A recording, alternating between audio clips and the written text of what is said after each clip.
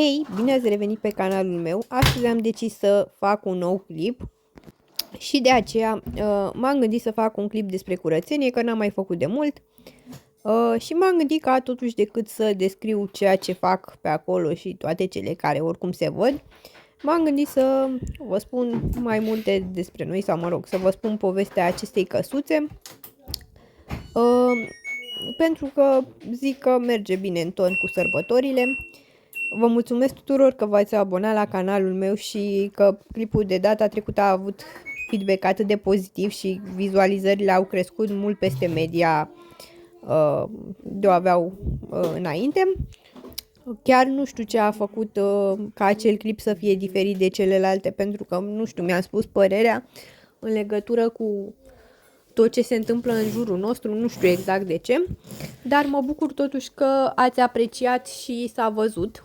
Eu personal am preferat să fiu o persoană simplă, sinceră și nu am încercat niciodată să par altceva decât ceea ce sunt.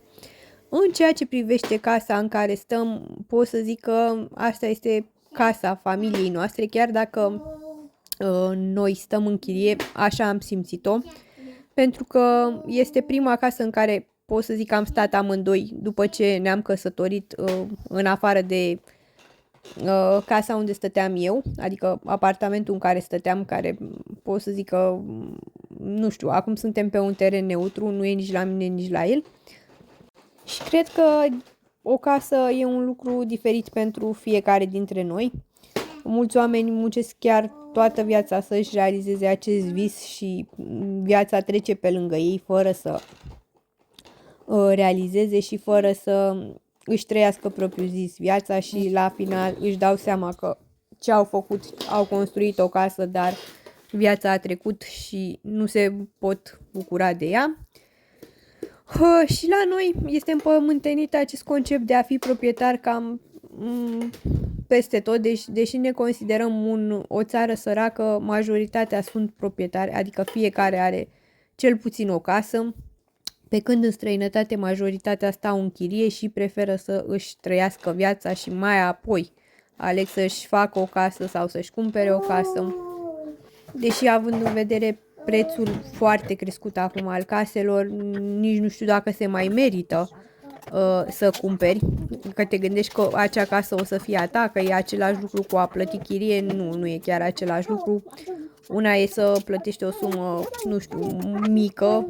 și totul să te bucuri și de restul vieții, și alta e să plătești tot salariul și să nu mai poți face absolut nimic, pentru că fiind casa ta mereu necesită investiții. Și văzând asta în jurul meu și că majoritatea oamenilor care, deși au case și toate cele, mereu și în permanență sunt nevoiți să investească, asta a fost, cred că, cea mai bună opțiune a noastră. Noi, ajungând aici datorită jobului soțului care l-a schimbat și trebuia să găsim un loc în care să locuim cât de repede posibil, am avut și câteva dezamăgiri, pentru că noi voiam inițial să stăm într-un apartament cu 3 camere, să-l închiriem, dar noroc că ni s-a oferit posibilitatea să stăm peste noapte, să vedem cum este. Și nu vă zic că, dacă nu ne urmăriți de la început, probabil nu știți povestea. Deci noaptea ne-au mâncat gândacii la propriu. Apartamentul era foarte frumos, era bine cotat. Zona nu era tocmai una chiar foarte ok, dar era aproape de magazine și ziceam că este ok, e cu 3 camere, o să fie foarte bine, dar faptul că era plin de gândaci și efectiv s-au suit pe noi, am zis că nu, am zis pas, nu ne mai trebuie. Și cred că ceea ce face o casă să se simtă acasă sunt sentimentele din ea, sentimentul de siguranță, în primul rând. Adică mereu îți dorești când vii acasă să te simți în siguranță, să simți căldura unei case, iubirea și așa mai departe. Și ziceam că această căsuță parcă anume a rămas pentru noi, pentru că eu la un moment dat o văzusem pe unul din site-urile de publicitate și mă gândeam oare cum ar fi să stăm la casă, pentru că la bloc am tot stat și am văzut cum se simte. Pot să zic că nu mi se pare, acum nu mi se mai pare de trăit într-un bloc cu 20 de familii, cu care mai mult ca sigur cu un sfert din ele nu te înțelegi și mai ales dacă ai copii mici. Nu cred că știți la ce mă refer, pentru că unii, deși sunt la vârsta mijlocie, adică nu la vârsta bătrâneții, nu mai prea suportă copiii și zgomotul și cam nimic ceea ce ține de copii. Și cred că decizia asta a fost una foarte bună, să ne mutăm. Și faptul că am găsit o casă, deci nici nu vă imaginați cât de recunoscătoare pot fi pentru acest fapt. De-a lungul anilor pot să zic că am mai avut parte de case, adică am mai locuit în alte case, adică la bunici cum ar veni, dar nu era chiar același sentiment, adică mereu o să asociez acele case cu casele bătrânești, casele bunicilor și cu bunicii, chiar și când aceștia nu vor mai fi niciunii. Iar despre mine ce voiam să zic, că eu o mare parte din timpul ăsta am fost o persoană foarte retrasă, adică până să-mi cunosc soțul am fost o persoană retrasă, o persoană foarte singuratică și cred că asta m-a făcut și să am o viață haotică, dacă pot să zic așa, în sensul că unele decizii care le-am luat nu pot să zic că au fost chiar cele mai bune, dar nici rele nu au fost, adică eu prefer să trăiesc cu sentimentul că mai bine fac un lucru decât să nu-l fac și să mă gândesc mereu oare cum ar fi fost dacă. Și pot să zic că cam de când am rămas eu singură, adică de când s-a mutat mama mea la țară și oricum am rămas singură în sensul că fără familie, mereu m-am gândit la posibilitatea asta de a avea o familie și de a-mi întemeia o familie, adică deja se înfilipase gândul ăsta în capul meu, pentru că nu suportam singurătatea, adică pot să zic că, da, uneori îmi mai lipsește timpul acela care îl aveam pentru mine, dar faptul că mereu veneam în același loc, veneam într-un loc în care nu mă aștepta nimeni, toate erau la fel, adică ajunsesem să trăiesc într-o rutină, nicio căldură, trăiam numai pentru să vii acasă. Pentru a munci, cum ar veni. Așa, iar legat de serviciile pe care le-am avut, pot să zic că nu am fost nici eu îndrumată la rândul meu. Aș fi preferat să am mai multă îndrumare în viață încât să îmi dau seama ceea ce îmi place și ceea ce nu. Așa că legat de servicii pot să zic că am lucrat numai ca vânzătoare și în domeniul hainelor. Și mi s-a părut un serviciu cât de cât ok, adică având în vedere că aveam nevoie de un serviciu, până la urmă nu mă gândeam că asta o să fac toată viața și oferea un salariu, să zic, bunicel, acceptabil. Oricum, cert e că tot ceea ce ni se întâmplă în viață se întâmplă cu un scop și pot să zic că scopul în serviciile mele a fost să-mi dau seama că uneori chiar nu e bine să îți faci prieteni la serviciu și chiar nu e bine să te destăinuiești prea mult la colegii de serviciu. Pentru că, până la urmă, toți or să fie, nu știu, ca niște câini și la un moment dat or să se mănânce între ei. Asta voiam să zic. Chiar dacă am câștigat și câteva persoane minunate, dacă pot să zic, care, da, merită să țin legătura toată viața sau, nu știu, nu pot să îi numesc chiar prieteni, dar oricum înțelegeți voi. Iar pe timpul pandemiei pot să zic că am fost și eu una dintre persoanele care a rămas fără serviciu, cel puțin în momentul acela era un moment de tranziție, dacă pot să zic. Eu v-am zis, pentru că am acest ADHD și nu mi-am dat niciodată seama, pot să zic că la un moment dat toate serviciile deveneau plictisitoare, deci în momentul în care totul era o rutină și nu mai eram în starea aceea de anxietate de o aveam la început și eram foarte rapidă și mă gândeam să le fac pe toate bine, repede și așa mai departe, după devenea totul o rutină și cam atunci pot să zic că îmi pierdeam interesul pentru ele. Asta, bineînțeles, nu s-ar întâmpla dacă, nu știu, dacă aș fi avut și persoane ok în jurul meu care să, nu știu, să mă încurajeze măcar, nu știu. Ei, și în perioada asta pot să zic că l-am cunoscut și pe soțul meu. Ce m-a atras la el a fost faptul că era diferit de toți băieții de ei cunoscusem, de toate persoanele cu care fusesem în relație. Majoritatea pot să zic că am fost doar de singurătate, adică nu-mi plăcea sentimentul de a fi singură, dar în momentul în care vedeam că nu merge și nu funcționează relația pentru că persoanele erau greșite, nu aveau aceleași să zicem că nu aveau aceleași principii de viață ca ale mele, pur și simplu trăiau viața și nu se gândeau la viitor, nu se gândeau la o familie, la nimic, sau cum ar acționa într-o familie, pentru că nici eu nu pot să zic că mă gândeam din start de a-mi face o familie cu respectivele persoane, dar era totul în plan, adică mă gândeam cum ar fi. Și când vedeam că nu se potrivesc așteptărilor mele, pot să zic că terminam frumos și asta este. Iar cu soțul, când am văzut că are cam aceleași principii ca ale mele și faptul că ne-am înțeles, adică indiferent de ne mai certam, tot timpul găseam puterea să trecem peste, adică nu era ceva care să ne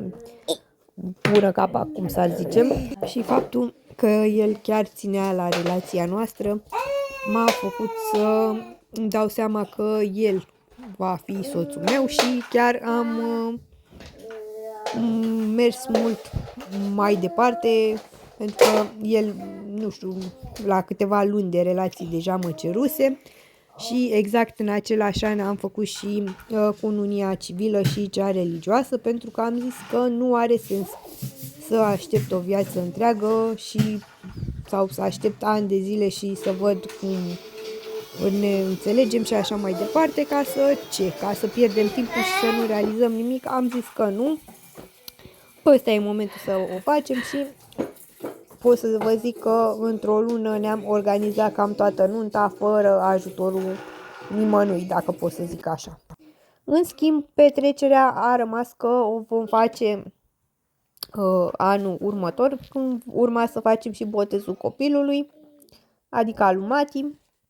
Dar pot să zic că a fost un șoc și venirea lui, dacă pot să zic apariția lui, sau adică nu ne așteptam să facem copil chiar așa repede, deși aveam în plan și asta, pot să zic. Și bineînțeles că ne-am bucurat foarte, foarte mult atunci. A fost destul de greu, că pentru că v-am zis eu nu lucram și controalele erau scumpe, multe lucruri a trebuit să renunțăm la ele. Practic am trăit dintr-un salariu cam vreo 3 luni de zile sau mai mult, nu mai știu exact. Dar oricum pot să zic că ne bucuram foarte mult. În schimb, în momentul în care s-a născut, pot să zic eu că am avut un fel de șoc, pentru că lucrurile nu au decurs cum mi-am plănuit eu, adică eu cred că v-am zis că îmi plănuisem cam toată sarcina să nasc normal și pot să zic că am avut un fel de decepție în faptul că a trebuit să nasc prin cezariană atunci. Și mai ales că recuperarea după prima cezariană a fost foarte grea și urâtă, în sensul că am avut dureri de cap foarte mult timp, adică în prima săptămână am fost praf și ulterior cred că am dezvoltat și acele migrene cronice și pot să zic că mare parte din primul lui an de viață nu pot să zic că l-am realizat, pentru că eram pe modul robotic, adică nu știam decât schimbat copil, făcut lapte, făcut curat, făcut mâncare, altceva nu știam. Și chiar nu mi-amintesc foarte multe detalii din primul an de viață și pot să zic că și asta a făcut să nu ne dăm seama că ar fi vreo problemă. Și bine, în primul an chiar nu sunt foarte multe simptome vizibile, ca să zicem așa.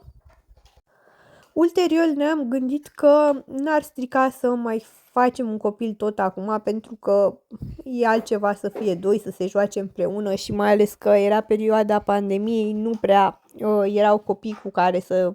se joace sau așa și pot să zic că Mati, singurii copii care îi vedeau erau verișorul lui și alți copii îi mai au prieteni, dar noi fiind cam primii dintre prieteni din cercul nostru de prieteni care au avut copii, deci foarte puțin copii a luat contact. Și am zis că ar fi bine să aibă un frate pe care se poate baza și e altceva când sunt doi mici, trecem altfel prin ele, adică nu mă vedeam să o iau de la capăt peste câțiva ani, să nu mai știu despre ce e vorba, să trebuiască să, nu știu, să o iau de la capăt. Și faptul că noi ne-am mutat aici când Mati era foarte mic, cred că a fost foarte important, atât pentru noi cât și pentru el. El avea 1 an și o lună atunci când noi ne-am mutat aici, iar fratele lui pot să zic că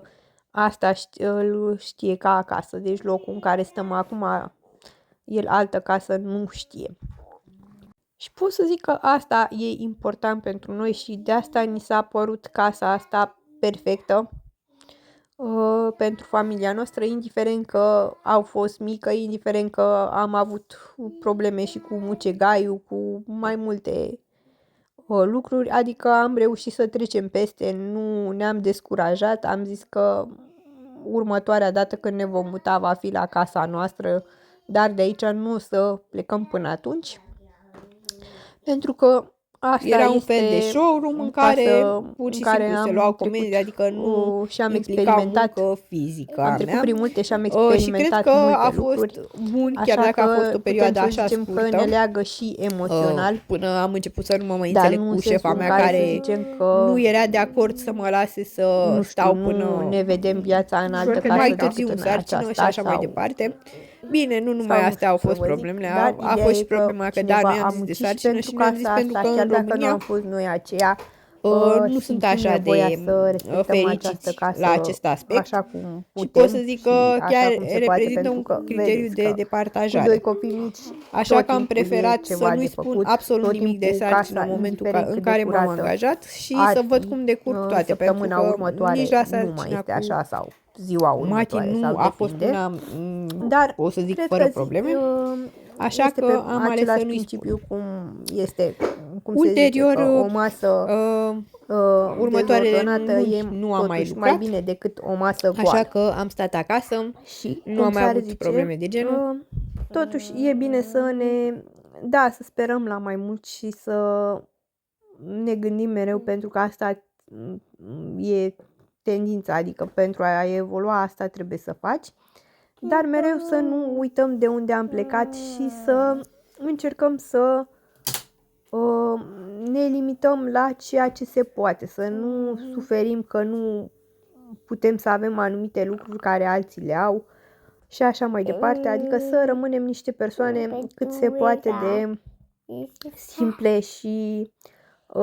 la locul lor și recunoscătoare, că cu cât o să ai mai mult, cu atât o să ai nevoie de și mai mult și niciodată nu o să-ți găsești liniștea și fericirea. Așa că trebuie să ne gândim să normalizăm și aceste case mici sau cum sunt ele, chiar dacă sunt problematice, inestetice și așa mai departe. Până la urmă sunt case, își îndeplinesc scopul lor, adică ne oferă un acoperiș, ne oferă siguranță, căldură, iubire și să facem din orice casă, oricum ar fi ea, acasă. Sau cum se mai zice, pentru că mai era o vorbă, omul sfințește locul. Poți să locuiești oriunde, atâta timp cât tu oferi iubirea acelui loc și acel loc o să-ți ofere înapoi iubire, dacă pot să zic așa, și o să te simți din ceea ce mai bine. Și, nu, adică tu îți faci condițiile, cum vrei să trăiești, așa o să trăiești. Poți trăi și într-o casă mică și simplă, fericit și fără să investești foarte mulți bani, doar soții curată și aranjată. Deci cred că la asta se rezumă tot. Sper Sper că v-a plăcut clipul. Pe data viitoare!